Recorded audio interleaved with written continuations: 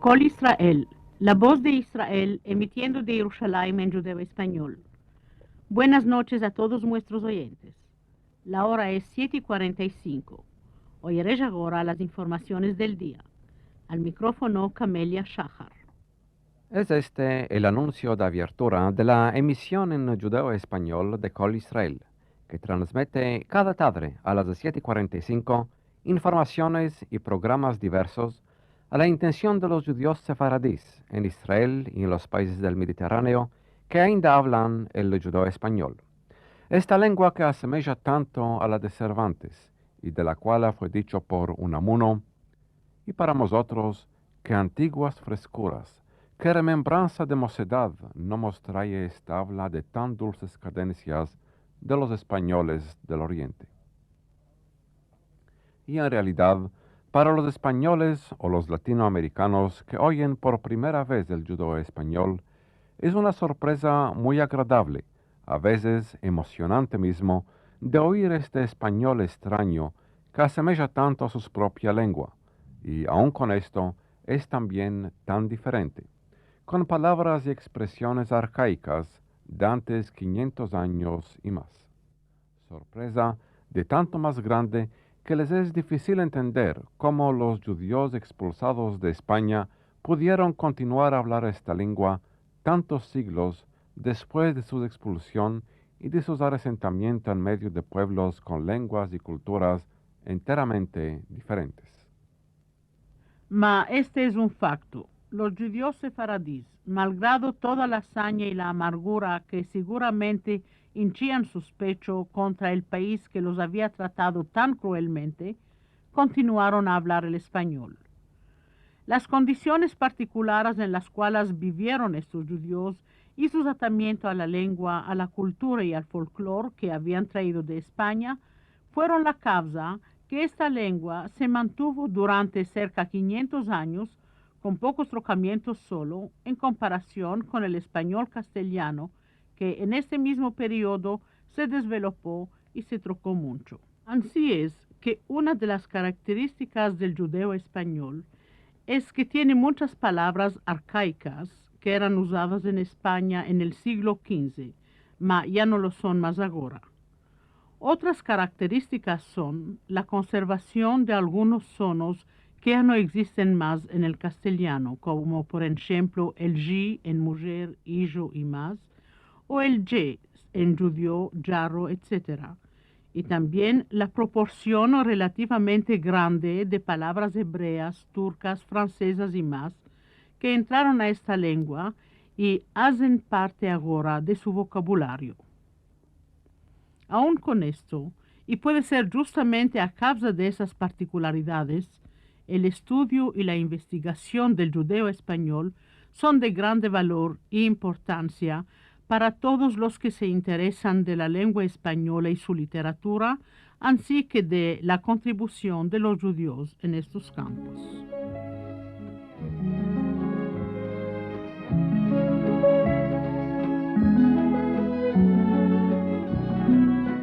En estudios e investigaciones que fueron hechos últimamente, fueron aclarados muchos aspectos de grande interés sobre la historia de los judíos de España y su contribución al desarrollamiento de la economía, ciencia y cultura de este país. Por ejemplo, en lo que toca a la origen de los judíos de España y la data en la cual llegaron a este país, ya se sabe ahora que ellos vivieron ahí a lo menos a partir del siglo III de la era cristiana. Aunque haya quien piensa que llegaron mucho antes de esto, según algunos, juntos con los comerciantes navegadores fenicianos, y según otros, después de la destrucción del primer templo, como esclavos de Nabucodonosor, que habría llegado hasta Gibraltar, lo que puede ser afirmado en base de pruebas aceptadas por los historiadores es que los judíos vivieron en España desde el siglo III. De este periodo fue topado en efecto una piedra tombal con una inscripción diciendo que ahí fue enterrada una ejica judía, lo que prueba que en este lugar vivía entonces a lo menos una chica comunidad judía que no se espantaba de observar abiertamente sus usos y costumbres. Aunque ya es claro ahora que los judíos vivieron en España desde el siglo III, es solo mucho más tarde que ellos empezaron a distinguirse por sus alcances culturales, económicos y mismo políticos. Estos alcances llegaron a su punto el más alto en el periodo entre los siglos X y XV, en los cuales los judíos se distinguieron en primero en los reinados árabes y después de los cristianos. Ellos rehuyeron a ganarse en la confianza de los sultanes, condes y reyes, llegando a ser sus recaudadores de taxas, ministros de finanzas, consejeros y mismo visires, ministros, distinguiéndose también como médicos, astrónomos, filósofos, poetas y más. Particularmente importante fue el rol que jugaron los sabios judíos, que conocían bien el árabe, el latino y el español, que entonces era ainda el romance, y trasladaron a estas dos últimas lenguas muchas de las obras de ciencia, literatura y filosofía de los árabes, permitiendo así a la cultura europea de hacer un grande salto adelante y salir más rápidamente de la oscuridad en la cual estuvo hundida en la Edad Media. No menos importante fue la contribución de los judíos a la formación del español, especialmente por medio de la Escuela de Traductores de Toledo, fundada por el rey Alfonso el Sabio, que rehusó atraer a los sabios judíos de las escuelas de Córdoba y de Lucena. La Escuela de Toledo marcó a su crédito la redacción, no en latino sino que en castellano, que era considerada entonces como una lengua vulgar, de obras culturales de grande valor e importancia, como la grande y general historia, los libros del saber de la astronomía y las 7 partidas, la enciclopedia jurídica de su tiempo.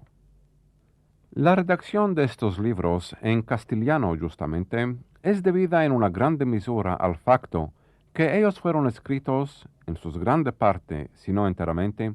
por sabios judíos que conocían, mas no querían servirse del latino, la lengua oficial de la Iglesia cristiana, y que preferaban escribir en el romance castellano, que según sus propias palabras era su lengua materna. Es gracias a ellos que el castellano llegó a ser, unos 2 siglos antes de las otras lenguas romances de Europa, una lengua culta, que sirve no solo para hablar, sino que también para escribir en ella libros.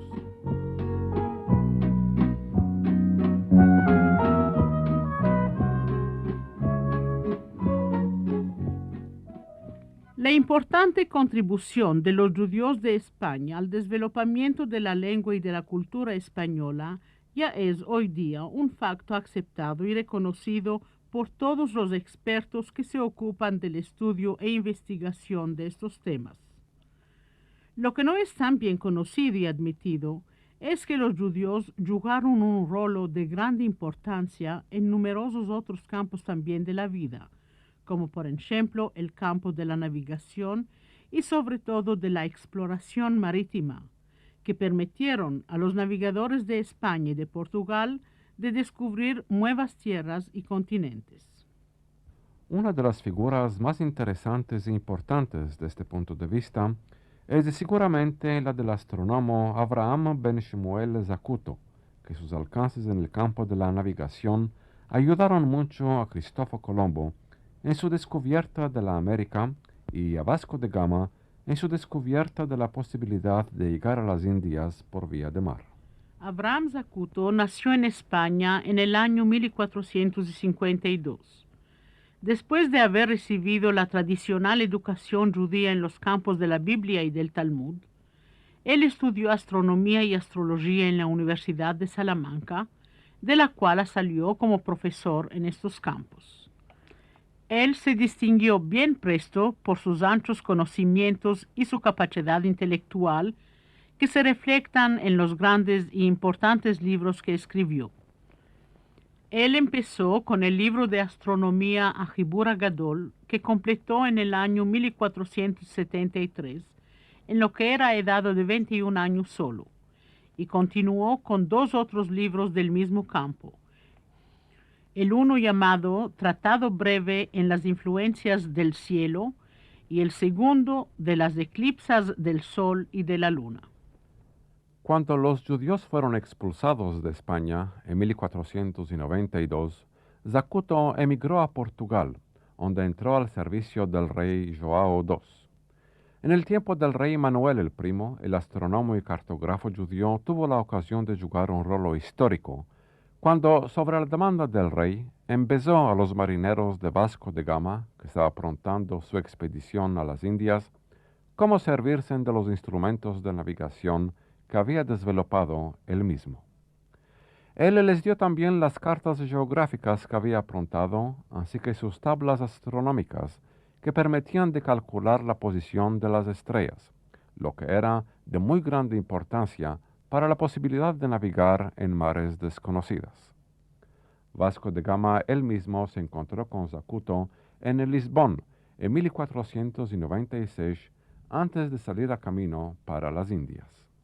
Las tablas astronómicas aprontadas por Abraham Zacuto eran empleadas en realidad por todos los grandes navegadores del mundo. Estas tablas jugaron un rol decisivo en la descubierta de América, siendo que permitieron a Colombo de atravesar el Océano Atlántico, malgrado que era calle enteramente desconocida hasta entonces. Y no solo esto, las tablas astronómicas de Zacuto ayudaron al célebre explorador español no solo en el campo de la navegación, sino que a lo menos en otra cosa también. Según se cuenta, en efecto, cuando Colón y sus marineros se toparon una vez en una situación bien crítica, amenazados por indianos que querían matarlos, él rehusó a salvar acordándose que, según los cálculos de Zacuto, aquel día mismo debía tener lugar una eclipse de la luna. Adresándose entonces a los indianos, él les declaró que tenía en su poder de hacer desaparecer a la luna y al sol, y que como acabitamiento haría desaparecer la luna dentro de poco tiempo. Y si este acabitamiento no bastaría, amenazó él, su siguiente paso sería de hacer desaparecer al sol también, dejándolos en la oscuridad completa. Ya se puede imaginar cuál fue el espanto que se apoderó de los indianos al empezar la eclipse, y cómo ellos trocaron bien presto sus actitudes en verso Colombo y sus marineros, que consideraron como seres supernaturales. Todo esto gracias, entre otras, a las tablas astronómicas de Abraham Zacuto.